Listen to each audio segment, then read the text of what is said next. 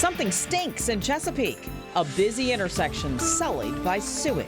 It's roughly about 10 swimming pools worth. Big Navy with an unpopular call, but a local police department is embracing the beer. And lighting up in Las Vegas. How we're at, because it's like, it's revolutionary to Vegas. We go inside Sin City's newest pot lounge.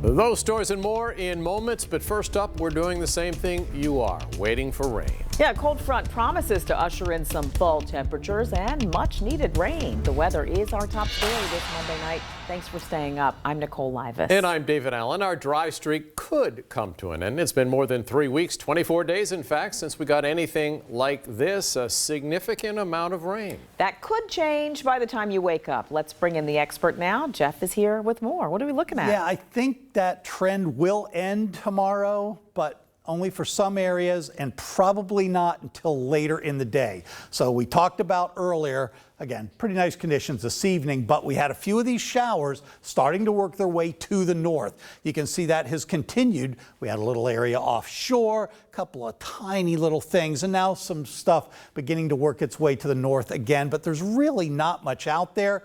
That's with a low pressure area that we started talking about yesterday. Here's the front. Notice the northerly wind, and here's a southeasterly wind. So I think you can figure out exactly where the front is, but I'll draw it in for you. It's from right there through the Middle Peninsula, back down through the Richmond area. One little shower with it, that is it. As that slides through tonight, again, it will trigger a few areas of very isolated rain activity. It's really the system down to the south that's going to have a better chance of bringing us some rain, again, mainly later tomorrow. It's not going to be a soaking rain for most of us, but I'll talk more about that and how this front is really going to drop temperatures. That's all coming up in just a few minutes. All right, another look at the radar. Keep your fingers crossed. We're keeping you updated no matter where you are with the new and improved 13 News Now app. Download it for free in your app store. Let's get you up to speed on a story we broke earlier in Chesapeake. Repairs are underway on Kempsville Road after more than 100,000 gallons of sewage leaked into a retention pond. Madeline Schmidt's been following this story, and Madeline, this is a big problem. Here's a pretty gross way to think about it. All of that sewage that leaked and is now sitting in the retention pond across the way here, it's about enough to fill up 10 average-sized backyard swimming pools. Now the Hampton Roads Sanitation District has to clean it all up, and that could take some time. Earlier today, Mike Hess with HRSD told us crews have permanently fixed the pipe rupture by digging into the ground in the middle of Kempsville Road. It's expected to take about a week to finish up the pipe work and fix the median. Drivers can expect partial lane closures of Kempsville Road over the coming days. As of tonight, one westbound lane is closed, along with one eastbound turn lane onto a residential street. A full closure of Kempsville Road is not expected at this point. Right now, the cause of the pipe burst is unknown. It was part of an abandoned connection that was in place for decades and decades, and they're involved. The environment that our sewers are located in have corrosive soils, as well as the sewage is corrosive, so it gets attacked from both the inside and out. Of course, the other thing that has to happen at this point is cleaning up that pond of all of the sewage. Crews are still working on assessing how they're going to do that and just how long it will take. Reporting in Chesapeake, Madeline Schmidt, 13 News Now. Here's another look at the area impacted. The Daybreak team is already in the building helping you get around this mess before you head out to work. Things get started at 4:30 a.m.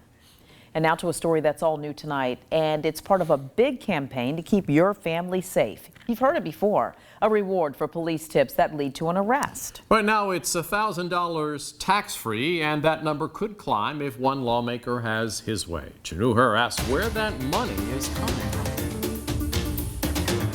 For years, the police have encouraged people to anonymously call the crime line, 1-888-LOCK-YOU-UP, and tipsters could earn up to $1,000. But new legislation Delegate Kirk Cox proposed for the 2020 General Assembly could change that, hopefully for the better. By allowing local programs the freedom to up the rewards amount to a maximum of $5,000. We hope that will encourage more people to share information. Lieutenant Tommy Potter of the Isle of Wight Sheriff's Office is also the president of the Virginia Crime Stoppers Association. He says the Crime Stoppers and Crime Solvers programs fully endorse the legislation, which will allow tipsters who receive more than $1,000 to not report to the IRS and remain anonymous. Oftentimes, it is the tips that we receive via Crime Stoppers and Crime Line that is that missing piece of the puzzle that we need to bring closure to these cases. Old Dominion University criminal justice professor Brian Payne says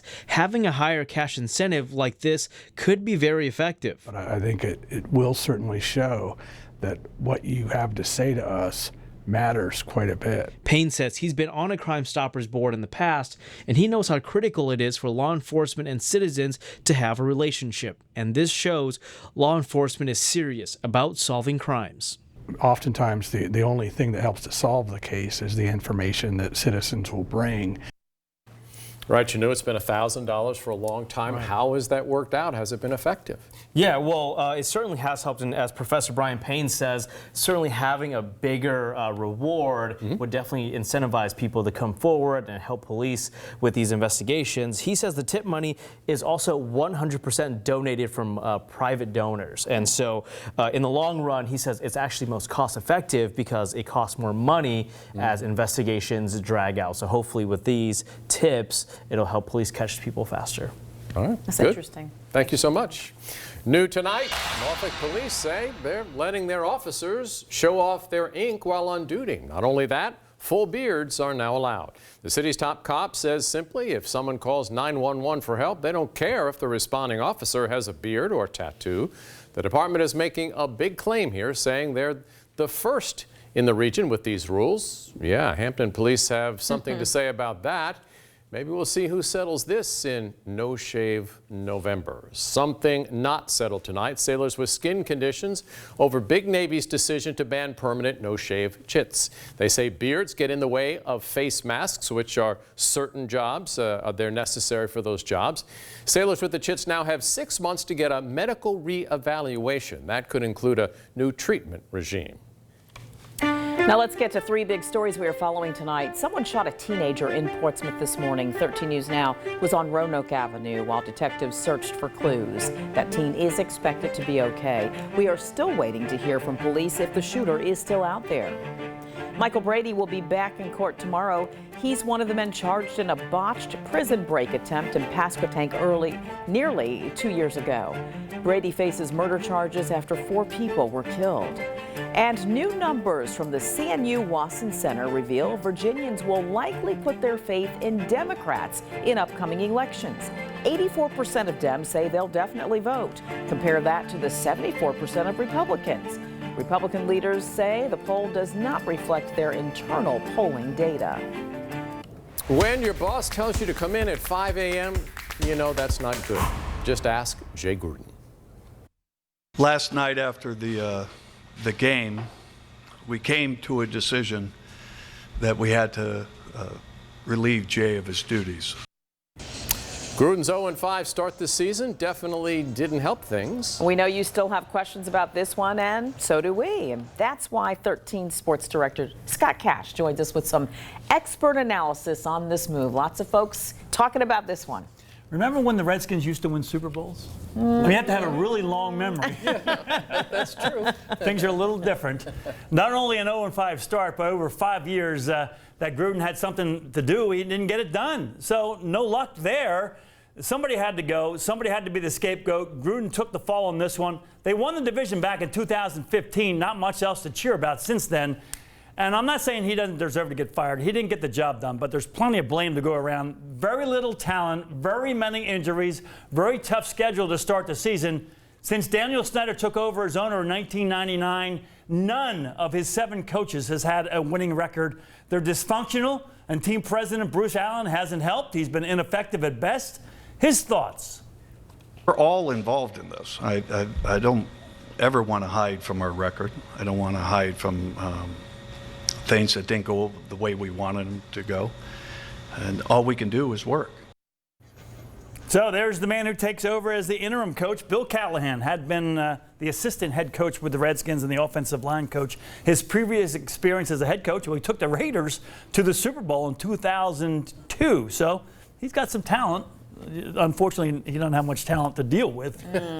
But he's got it. Yeah, yeah, that's right. You know, I've never been to a Redskins game. Maybe now's the time to. Oh, there's plenty of seats. Yeah, good ones. Plenty of good seats.